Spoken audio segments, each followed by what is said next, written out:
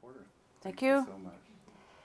I met Bob at Keeping Score, which is integrating music into the curriculum. So integration is a big question for me. When I was beginning at this, was a beginner. I teach at Forestville School, have been there since 1990, first as a parent volunteer and then as an aide. It is a rural setting where the redwoods meet the grapes. Yeah. The school has actually been there for that part of the school for 110 years. It's an old schoolhouse. We have two kindergarten classes, so about 40 kindergartners.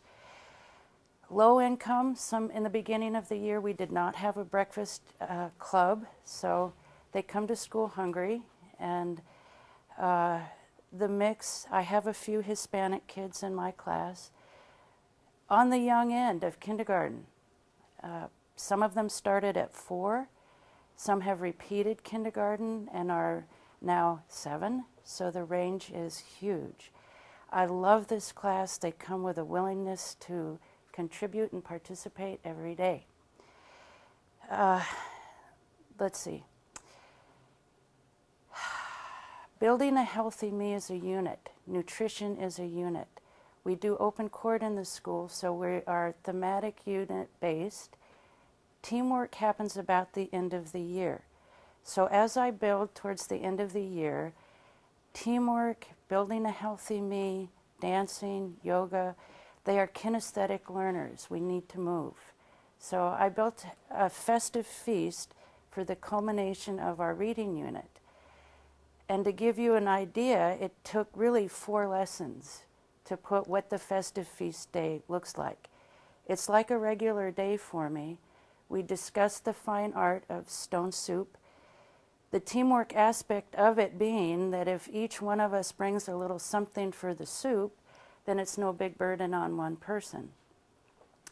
Discussing fine art, I found 2 books on stone soup that was suggested in the reading unit.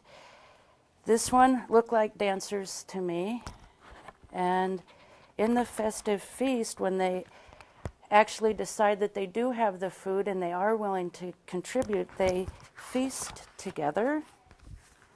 And so we took time to talk about these fine arts. How do you feel? What does it, do you like it? Those kinds of questions, discussion. I use name cards. It sounds simple, but it also helps me keep track of who participates and if everybody has a turn. It's Abby's turn to say what she feels. And then I record on an observation log throughout the unit ideas that they have, if they're progressing or not. When it comes to the standards, coherence is part of it. So making a coherent statement in kindergarten, using the word so. I have a written journal that they do every day, they love to do. If I don't say it's journal time, they remind me. They all have a character, and they have a checklist. Does it have 5 details, 5 colors, their name, the date, a sentence, a character, the setting, and the event? So we did a so page during our festive feast, and you would hope that they would connect. I say, I brought a pot so we could have soup. And I physically demonstrate with a model. You know, I have a stone that goes in the pot. And we begin the soup in the morning.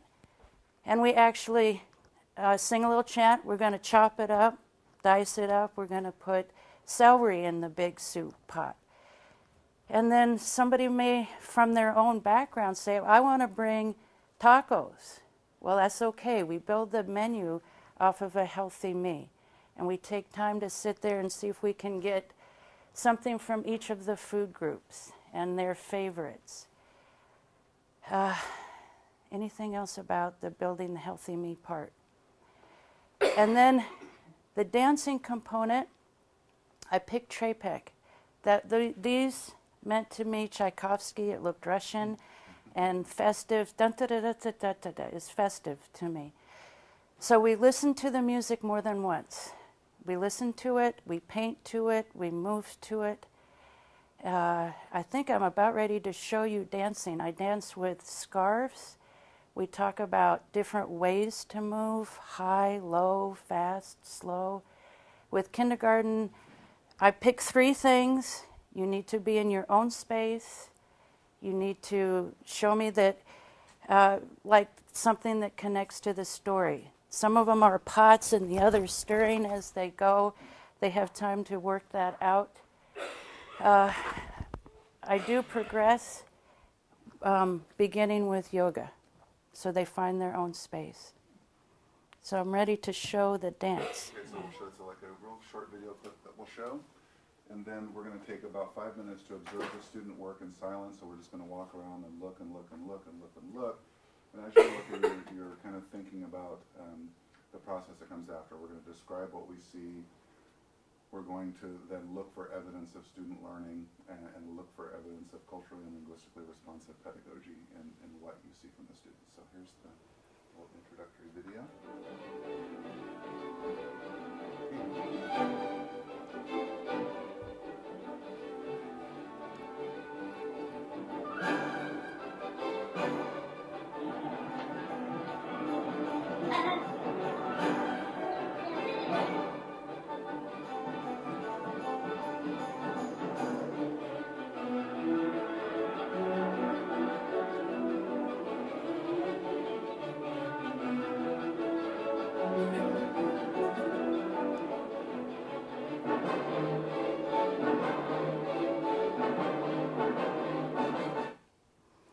Yes, I've had technical difficulties. You know, when you're the teacher and you're filming, it's really hard because it really moves.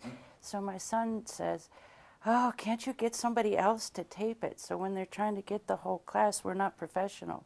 So it's interesting because they usually do move, but in this scene, we to capture the whole group, they were on the rainbow carpet.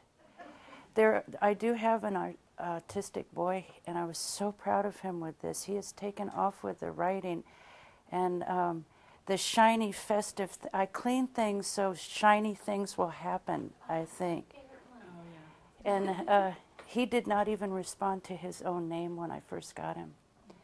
And English is a second language, and it told me that he really got the idea, and he can write 2 sentences. I mean, he gets a plus on the writing. And we talk about the food groups and the pictures. It's also a powerful set of artwork to go and discuss. And even one year somebody brought in deer meat that they'd gone out and hunted. So if you have them bringing in, every year it's different. Every feast is different. And they bring part to it, so they partake more, it seems like. Let's turn it over to some questions and answers and discussion, and Peggy, you kick it off with your final thoughts.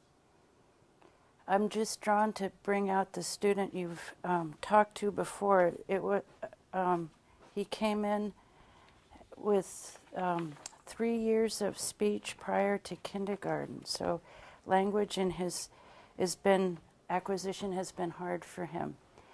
And so his painting, he even included the man with the violin, you know. He was proud of that. And I think it comes from that we looked at the pictures and talked about it, and he could see that there's a man and go back and forth, and I just thought that was impressive for him. And he put the soup and his rainbow, and he told me all about it. And so if nobody else got it, I know Edgar did. This was your autistic child that was nonverbal? Yes. So. How did you scaffold all of this learning? How did you kind of layer these things on? But it was all year. All year. It's a spiral process somebody talked about as well. But in my Y days, I began in Berkeley. So I had to be aware of my own culture and prejudices that I might have. And the why I share with you, I don't know your name fully yet, Yes, you're in the Y too, right? And they have a mind, body, spirit thing that goes with it, and that I come with. And my first job in the Berkeley Central YMCA, movement education, we'd set up the gym every day differently. And Peter Schlump had this saying, I am, I can, I will, and I create. So when the kids came into the room, they all have a name. You get to know the kids' names. They are a person. I can. You have something in there that they can all do, like a ball is a ball, you know. Then they are willing to create challenges harder than you can impose on them, like do 20 push-ups, but they could climb to the top of the rafters. So I have that as a background. I am, I can, I will, I create. So each day that I go in, I try to recognize them in that light. And I enjoy them. So began with, they don't really know their own space. Kindergarten is a magnet. They don't have other adults. They're still crying when they come in the door. And that was touching to me this morning, that he gives his children to the teacher. And in kindergarten, you are the first. So you can't just be a grump, you know, sit down and do this and do that. And I have had students that really don't understand that personal space, that as they're dancing, they'll just go, you know, shove somebody. But not this group. This group has always been respectful of each other, and they love the yoga. I have to say that that is part of teaching their space and to get into centered breathing, you know. And it's risky to have them moving, you know, and dancing. It's not my background, but the dance is part of it. We did a 5-time listening exercise, you know. So if you draw it and you talk about it and you model it and you write the words, even though they don't all read, I write them anyway, smooth and...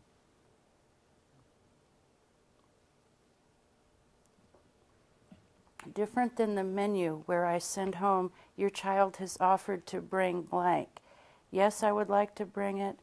I would rather bring, or no, we cannot participate at this time. And, yeah. Did the parents come to this event too, or not? Usually there are quite a few that like to participate.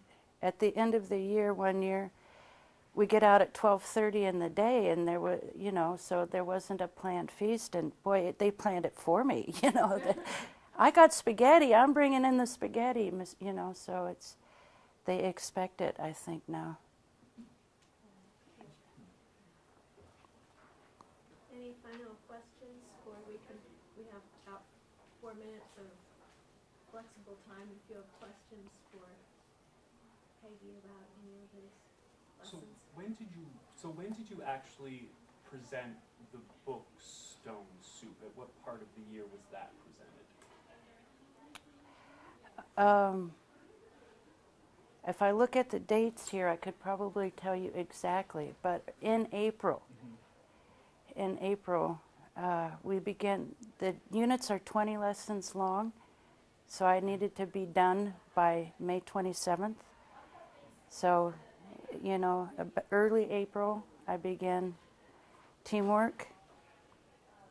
So the first idea of feast actually came from the giving thanks? From giving thanks. From Thanksgiving. But, you know, they still will ask me, can we do a stone soup? And if they said they wanted to bring celery or something like that, or onions, the parents would come in. But that, you know, they wanted to bring berries, you know. So I also do a friendship salad at the same time, so that it gets to be a healthy me. I didn't want all cupcakes and cookies at the winter break, so we build the menu then too. I do menu building throughout the year. Taco time, that goes directly with the Building Me Healthy unit. And they get a chance to cook and they love it, you know. I take time to remind the parents of sanitation and healthy cooking, and sometimes they just bring prepared things that are already, you heat in the microwave, prepared already, and we assemble. Anything else for Peggy? Questions, comments? Well, thanks all of you for being good responders, and thank you, Peggy, for being Yeah.